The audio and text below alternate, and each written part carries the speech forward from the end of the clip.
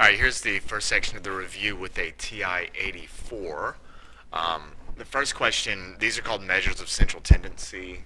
Basically, that just means you're finding the mean, median, mode, and all that stuff. Also asks for standard deviation, box whisker. Well, you can read the problems.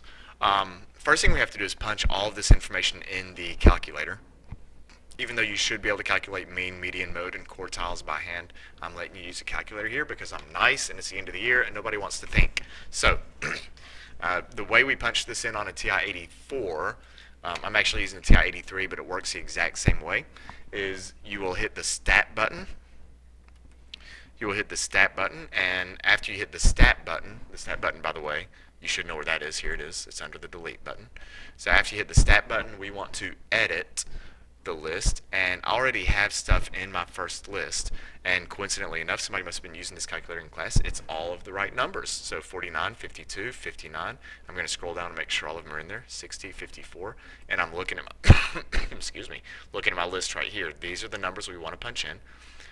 So let's see, we're down to 54, 62, 59, 58, 54, 48, 34, 44, and 56. So you punch all of your numbers in list 1. And then once you get all of your numbers in list 1, then you will hit the stat button again. Now that they're all in, I'm going to go back and hit my stat button, hit the stat button, and when you do that, you get this menu again, and we want to calculate the statistics for these numbers. So I'll slide over to calc, and we want to calculate the one variable stats, hit one var, one variable stats, we hit enter one more time. Some of you, you're going to have a little menu right here. Just go down until you can calculate. Hit enter, and here are your statistics. Now you need to remember the x bar is the mean, and then you go down. Some of this stuff we're not going to use. Sigma x is the standard deviation. N just tells you how many numbers there are in the data. Then you have your minimum value, and here your quartiles. Q1 is 49, the median, which is Q2, is 56.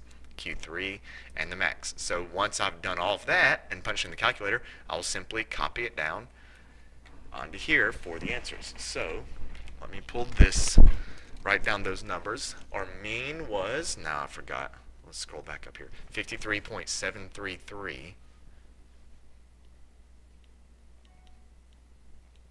Our median was 56. Whoops, that's not where the median is, 56. The mode is not given to you on the calculator, so you simply have to count and see which one occurs the most. 59 occurs twice and 60 occurs twice. So we have a tie for the mode, 60 and 59. And then the quartiles are given to you on the calculator. The first quartile is 49. The second quartile, which is your median, is 56. And your third quartile is 59. So we're going to copy down that information just off the calculator. The standard deviation, which is sigma, that was 7 point something. Where is it? 7.206. So we have our standard deviation, we have our mean, median, mode, and quartiles. And now we will do the box and whisker plot. I will provide a number line on the test. And for the box and whisker plot, you plot your smallest value first, and looking at the numbers, the smallest value is 34. That's also given to you on the calculator. So I'll plot that my minimum value, and then my next 3 points are my quartiles. 49 is my first quartile. So here's 49, and I'll plot that point. At 56, that's Q2. So 56 is going to be about here. 59 is Q3. I'll label it up here. And then my maximum value is 62. So 62, we'll put a point there. And then to do the box and whisker plot, you do a box around your quartiles, the middle 3 numbers, or the middle 3 points. A line goes through the mean, or the median, and then you draw whiskers out to the minimum and the maximum. And so there's your box and whisker plot. A histogram is just as easy. I will tell you what categories to use, and I'm wanting you to use the 30s, 40s, 50s, and 60s. And for the histogram, we simply need to count how many times we have a number in the 30s, in the 40s, in the 50s, and 60s, and we will graph that. So 50s, 60s, and then we will graph that. So 30s I have looks like just one number, and I'm going to kind of tick them off. I'm going to mark them off as I count them.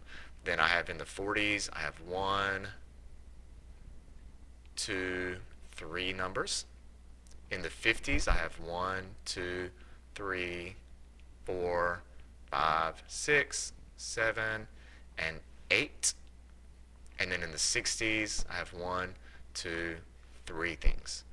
And just to make sure I counted correctly, if you add those up, you should get 15, and 1 plus 3 plus 8 plus 3 is 15. So now that I have the numbers, I will simply do a histogram, which is like a bar graph.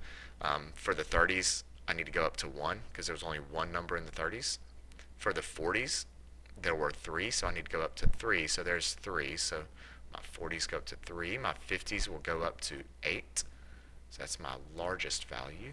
And then my 60s also go up to 3 like the 40s did. So there is your histogram. So that's first section, pretty straightforward, right off the calculator.